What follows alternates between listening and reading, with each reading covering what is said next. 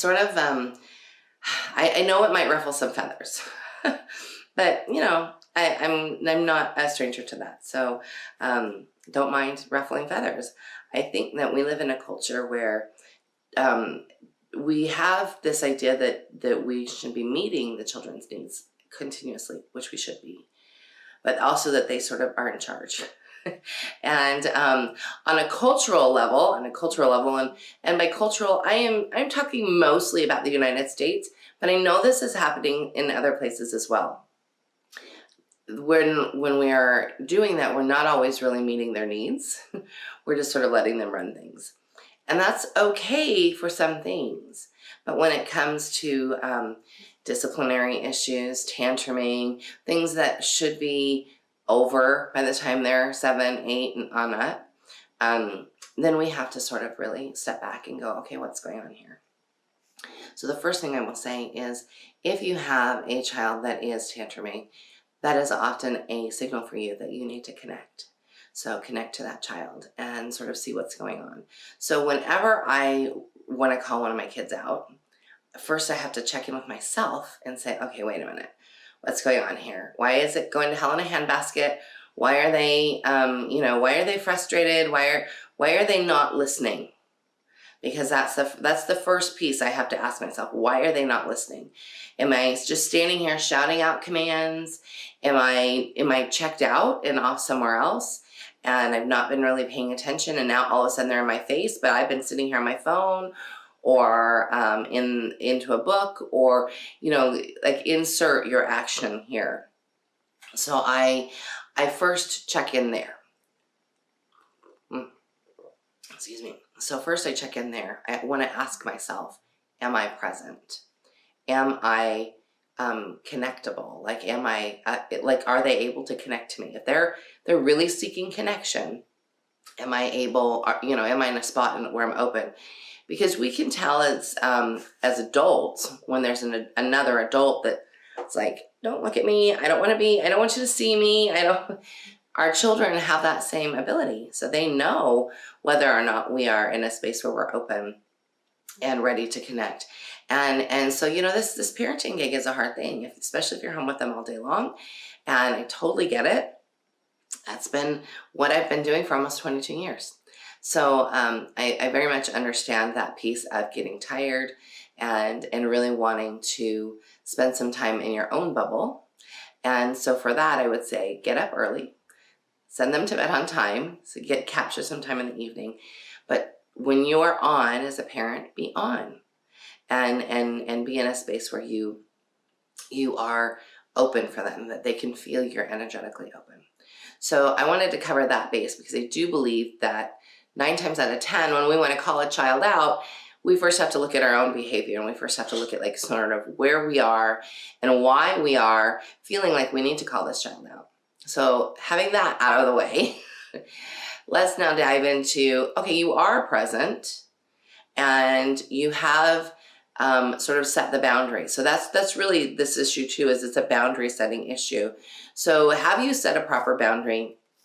Oftentimes in our parenting, and every temperament is different. The choleric might have too hard and too fast of a boundary. I have been guilty about that. I've been guilty for going, okay, yeah, one chance and then we're done. Guilty. Where the phlegmatic, like Dad, has our lovely Eric, sometimes doesn't have a fast enough boundary. There's nothing wrong with that. It's just his temperament. And so we can either be too fast about it or not let things go as long as they should, or let things go for too long. So we have to, and so I should probably back up and say the melancholy mom might also let things go too long because she doesn't want to, she doesn't want to deal with the conflict that comes when you have to ask a child to stop doing something. Or maybe she is more withdrawn, doesn't want to have to step out and be present. The thing when mom will just forget. I've been there too. That's the other part of my temperament. It's really good temperament combination to have, choleric sanguine, because I can get mad, but I'm also over it really fast generally.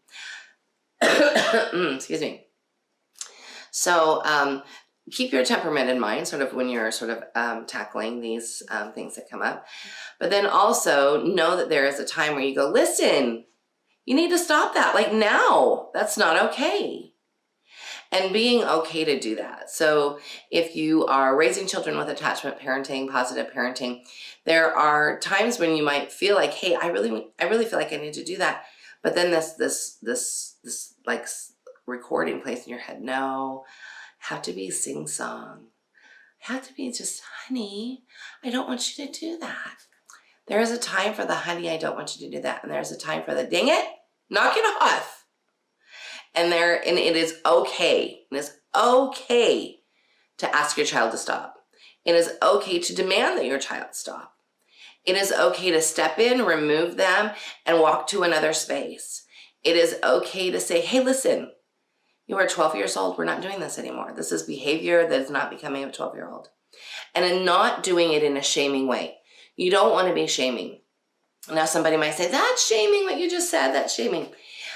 I think that if you are somebody who's screaming at your children all day long, that's shaming. If you are somebody who is even-keeled, no-nonsense mom, who can absolutely hold the space, connect constantly, continuously, and you have taken the time to connect with this child and they're still going, then it is absolutely okay to say, knock it off. We're done here. But you have to mean it, and you have to have the firmness behind it, and you have to have the confidence behind it that they actually will.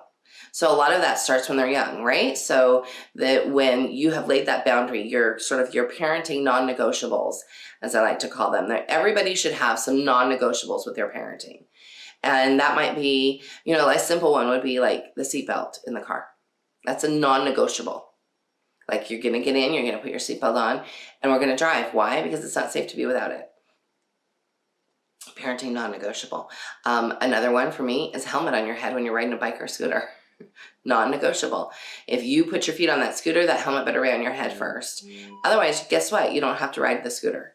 And with regards to the car, guess what? We don't have to go to the park in the car. We just sit here until you put your seatbelt on. So those non-negotiables might seem like they only come up during safety issues. For me, my non-negotiables generally are safety and comfort of others. So if you have a child that is older, and by older I'm meaning older than 7, especially 9, 10 and up, and they are not being aware after you have taught them awareness. So you have to teach awareness first. After you've taught them awareness and they are blatantly not regarding somebody else's comfort and space, that's when you step in. I was thinking about the last time I had to call Sam out, which is not very often. My gosh, that child. He is such an angel. He's such an angel. He's really a good kid. It's very rare. But usually when I have to call him out, it's about his sister, his little sister. And he likes to, because he's such a good boy, but sometimes he'll go pick. Usually has something to do with something else. So I might say, hey, listen, we've already talked about that like 3 times now. We're done with that. Do you need to go spend some time alone, away from your sister? Do you need to step aside? Do you need to, like whatever it is that's going on? I have already taken that time to connect like 3 times before when I asked him to stop. So when I first asked him to stop, I might have said, hey, is everything all right? Like, why are you picking on her? Oh, I'm fine. And then I think, okay, I've said it and we're done and we're going to walk away. And he might still keep at it. Now, I have to tell you, this is an extremely rare occurrence. What'd you say, Daddy? Like maybe twice a month? Yeah. Maybe once a month. Soraya, on the other hand, has SPD, sensory processing disorder. She can easily get in a loop. So my job as her mom is to make sure that I catch that loop before it gets started. And sometimes I'm great at it, and sometimes I suck at it. So I have to first ask myself, have I not connected with her enough? Step in there, connect, look at her in the face, see if we can make eye contact. Sometimes kids with special needs don't want to make eye contact. And my oldest son that has autism spectrum disorder, He was not about, it wasn't the eyes that he needed to make contact with. He had to watch my lips. When he watched my lips, then he could hear me. And even though he wasn't reading my lips, it was like physically he had to see it come out of my mouth. I don't know. I don't know what's up with that. But even as an adult, I see him sort of go between my eyes and my lips sometimes. But I will stop myself and go, okay, Soraya, Mommy really needs you to stop what you're doing. Do you see what's going on around you? You're hurting. Like, she'll do the screeching thing sometimes, or she'll start howling like a dog. I'll say, do you see there are other people around you? We need to stop this behavior. It's not okay. We can go outside and you can be loud, but we are in a space right now where being loud is not okay. So when I do that connection piece, because she's got stuff going on, I will at the same time release the pressure points. Here, Daddy, will you take my mug? Oh, yeah. I will release the pressure point right here. There's a spot right here. I think I've talked about this before. There's like this fatty area right here that is a pressure point. And it's really good for stress relief. And if you touch it, like while you're listening to me now, set your phone aside and touch it. And if it's tender, like the one on this side of me is tender right now. If it's tender, it means it needs to be released. So it's only tender for the first like second, even half second. Then it sort of like releases. And try it on a child that is about to go over you can't do it after they've already gone over the edge. You have to sort of do it as they're like teetering on the tipping point. So as I'm sort of correcting, I will grab her hands, and often she'll just hand me her hands because she knows. And what I've noticed with both of my kids, so Harry asked me the other day, or a few weeks ago when I did this for him, he's like, man, I wish you'd known this technique when I was little, because it felt really like he could feel himself just calm down and ground. It was almost like you deflate their crazy that's up here and it comes right on down. But you have to get it before they go over the edge. They go over the edge, then they're not going to let you touch their hands. They're definitely not going to let you inflict that like millisecond worth of pain that's there, and then it sort of goes away. So when they know, so I can get Soraya to do it on her own. Like, she'll do mine and I'll do hers at the same time. And that like becomes a really good place to connect. She knows that I'm there to help her relieve that stress.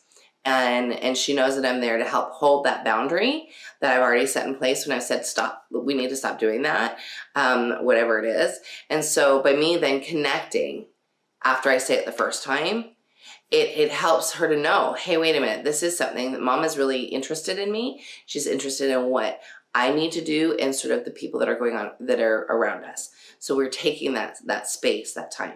Because they really think that so much of our parenting difficulties comes from like being present. And listen, I get it. I have 5 children, not 2, not 3, I have 5. And it can be incredibly overwhelming when they're all in the same space. I get it. So you have to make sure you take the time to connect with all of them. And when the big kids were little, there were kids that I knew I could just say, hey, I need you to stop that. And kids where I knew I was going to have to be like, hey, knock that crap off. And it's usually Jacob. It's usually Jacob. Even today, I'm like, dude, what are you doing? When he was here, I can't remember if I told the story when he was here a few weeks ago. All of a sudden, he's on my roof. I'm like, it doesn't ever end. He's almost 20, and he was on my roof. And honey, if you're watching, I love you. Well, he did that the same when Soraya's little He voice. did that. Well, when that was like, I was like, why are you on the roof? And then I get the explanation. Well, she had one of those like things that you do this and it twirls up. And of course her big brother is going to save her toy that went on the roof. Of course he is, because he's her big brother. And she is like so into her big brothers because they are so amazing to her, and her big sister too. Eleanor didn't sit with us at church yesterday, And so I was sort of waiting for her to come in. And she was like, yeah, you can color with me, Mommy, but there's Ellie. And she grabs her bag and takes the colored pencils and walks away and goes to sit next to Ellie to do some coloring during church. So it was really funny. So they are all about the big siblings. And we've created that space. We've created that space of peace where they love each other. And that's really important to Eric and I, that they like being around each other. But, you know, when you get all of them together, even as adults, I have to go, guys, stop it. I just want to say that when you have to go to that space, you have to not feel guilty, but you do have to look back at yourself. And if you are raising your voice regularly, ask yourself why. Is it because you're not connecting? Is it because you're not present? It is 9 times out of 10 because of that. Most children do not just act out and then continue, even if they have something else going on. So, you know, I would stop. I would like get down on their level, or better yet, pick them up if they're small enough and hold them, because there's something magical that happens when you pick them up, put them on your hip, and you've got them close, and then you can talk to them eye to eye. Now, of course, you can't do that with a 10-year-old. So 10-year-old or 12-year-old, like with Sam, I might like take his hands, not in a mean way, I'm not like that, take his hands and sit down on the couch with him and go, what's going on? And then have the conversation, like, do you need to go spend some time alone? Like, what's going on? And sometimes, because children are continually seeking attention, at certain times, I do believe that many of them, when they're raised properly and you've given them that space to connect, they will hold that space on their own a bit. Not completely until they're adults, but, you know, sort of stepping in there and by the act of holding his hands, it has him know that I'm there present with him. So if I was holding a hand and flipping through my phone at the same time, that would not work. Or holding a hand and talking to another child, that would not work. So you want to pick, if you've got several at home, you want to pick the 1 or 2 that you know you have to say less to, and work on that behavior first. So if they're all sort of crazy and going, and I've been in that situation too, where you walk in and it sort of seems like everybody is Pigpen from Peanuts, and it's all crazy. So you want to connect with the ones that you know you can call them the quickest. Connect, and then step back, and then deal with everybody else. But always check in first. Check in with yourself first. Always make sure that before you start sort of like calling people out, that you have connected and that you are like holding the space. Because if you're holding the space, the crazy isn't going to happen. At least generally, I would say that, well, yeah, it's not going to happen. If you're holding it and they know you're holding it, crazy is not going to happen. But you've got to be checked in, not checked out. But definitely you have to sort of create that space of love, that loving atmosphere. And I have to tell you, you know, of course, my adult sons, they always got along when they needed to get along. But they were not always friends, and now they're friends. And they're almost 22 and almost 20. So there was some time between probably, those teenage years where there was a lot of like friction. But, you know, definitely as they've both sort of gone into that space of like true adulthood, it's gotten a lot better. They don't get along with their sister right now, but it's gotten a lot better in general. And so I can truly say that it comes from cultivating that, though. You have to cultivate that. You have to sort of be in that space.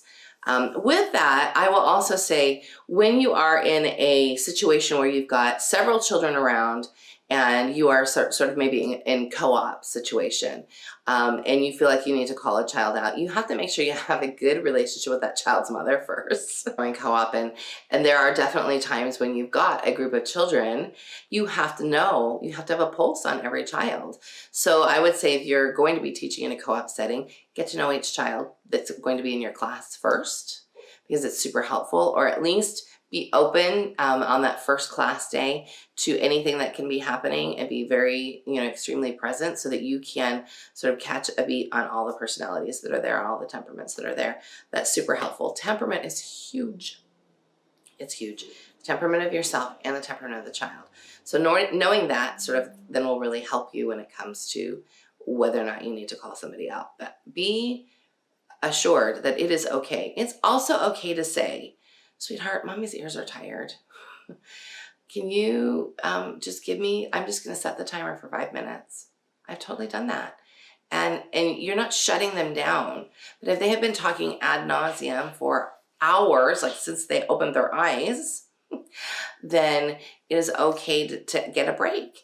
And what I say generally is, hey, how about we listen to a Sparkle story? We had a situation just a few weeks ago where Soraya like had not stopped. And we were in the car, and then in the car you kind of can't get away from it. And I didn't have the app on the app doesn't work great on my phone. I need to figure that out. But so I'm driving, and I could just see Sam was like, oh, she needs to stop talking. Oh my gosh, she needs to stop talking. And so I said, Soraya, we're gonna be quiet until you can see the ocean again. And so we were on the space where we're like a half a mile or so from the water. So she could, because the way our house sits, you have to go up a hill, and then the top of the hill is up the street from us, and then you come down, and then you can see the water. So you could see in the back of the car, she was like waiting, looking out the window, because she wanted to talk. That's all she wanted to do was talk. So Eric has this saying, the empty can rattles the most. I don't know where that came from. I think I heard it from a Metallica song. Oh, well, it's possible. Metallica song. Yeah, I wouldn't know anything about that. That was a long time ago. But I do think that we sort of like tease. You want to keep it in a teasing place. You want to make sure you're not shaming. You want to make sure that you're connecting. Connecting is always important. And you want to be okay with the times that you have to say, okay, we got to be done with this. I can't remember if I told this story the other day. We went to the museum, the Natural History Museum, a few weeks ago, and we've sort of had a video about how the museum can be the killer of all good days. But Eric did it. It was your video about the museum, I think, or we did one together about the museum, especially the Children's Museum. That's a bad place. I think that's what hell is like. It's like the Children's Museum over and over and over again. But we were at the Natural History Museum, so we had a great time, a great day in the Natural History Museum. And, of course, you have to walk next to the store to get out. And I actually had something I wanted to buy in that store. And so I had already prepped them and primed them. We're going to walk in here. I'm looking for a book about San Diego, some natural history stuff. This is why we are here. Okay, Mom. And we walk in, and of course the can I starts. And I spent a lot of time, reassuring, no, we're not doing that. We are getting this great book. And Soraya's like, oh, whatever. Sam's like, great, a book. So, the can-I's are still coming. And, I'm very gracious, very, get down on her level. And then, I'm checking out, and she sees I'm checking out and only purchasing that. And then I get the, it's not fair. And I love, like, usually what I say is, the fair is a place where you eat cotton candy and ride rides. Life is not fair. Like, we're buying this. I'm sorry that you don't think it's fair today. Next time, bring your own dollars. She knew where we were going, so it wasn't like she couldn't bring her own money. And so it started there. And we had probably a quarter of a mile walk to the car. And it went all the way to the car, all the way. And there were lots of tears, but she was walking. So she's 7 and 7 months. And so she was walking. If she hadn't been walking, she had like fallen down and just decided to be done and had a tantrum on the ground. I don't think it would have gone much different because I would have kept walking. I always sort of, when I need to do that I know that they're okay, because I knew that she would have gotten up and followed me. So I would have continued to walk.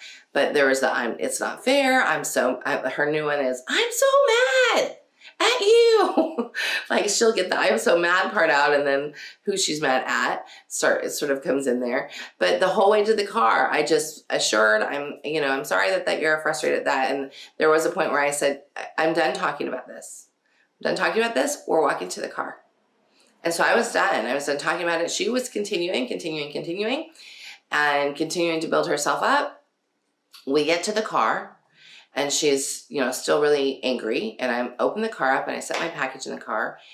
I walked over to her. I took her hands, worked on her pressure points, and said, we're done with this. I'm not talking about this anymore. We're not having a tantrum today. We are done. Got it?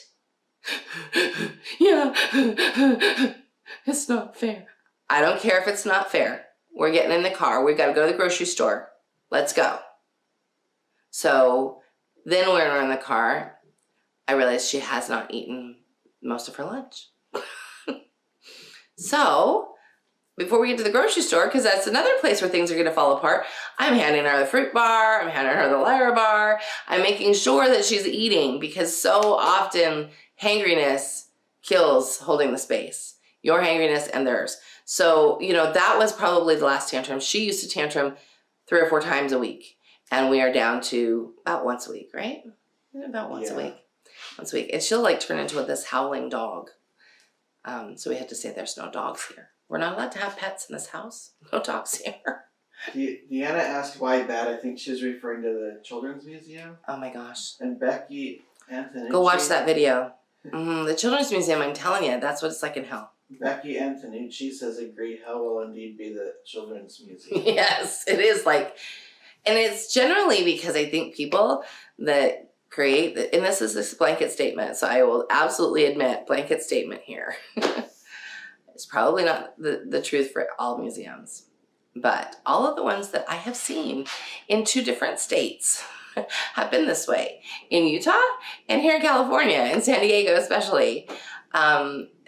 They are the creator of bad days. And so when you decide to go, you have to take radical responsibility for yourself and be like, yeah, that was something I want to do.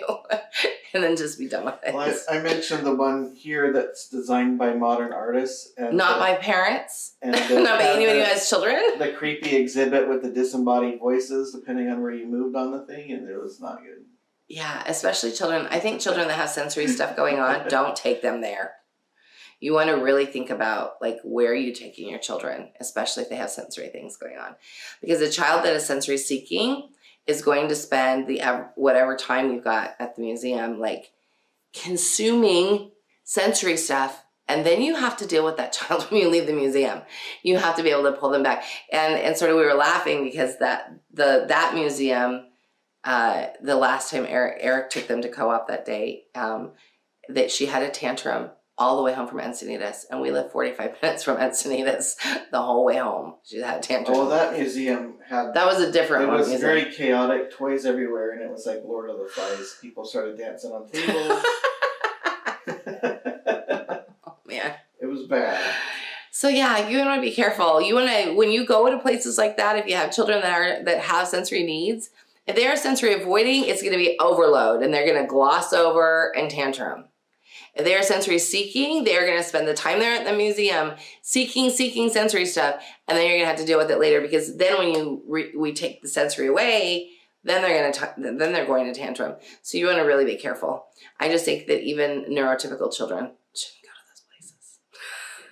Have a reason for going to the museum when you go. And again, if you are listening and there's an amazing children's museum that you know of, please tell us the city that's in, because I'd like to go visit it and see if it's really amazing. Most museums are not created by parents. They're created by people who want to make money, and so they have exhibits that they think children will like, and so I get that part. The part that they're not thinking about is children that have, sensory things going on. I do like the Natural History Museum. It's chill. It's chill. Dinosaurs are chill. It's very calming. So, anything else over there? I think we're finished.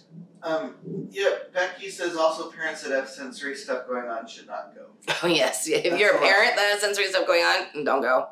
If you are a parent that is you have not had, and I don't know how this turned into a museum conversation, but if you have not had a good night's sleep, do not put yourself in that situation. Do not put yourself and your children in a situation where you're going to fly off the handle really easily, or you're not going to be able to be centered. Just don't do it. It is like I said, the killer of good days, or the creator of bad days. Don't do it. It's too much. So I think that's it.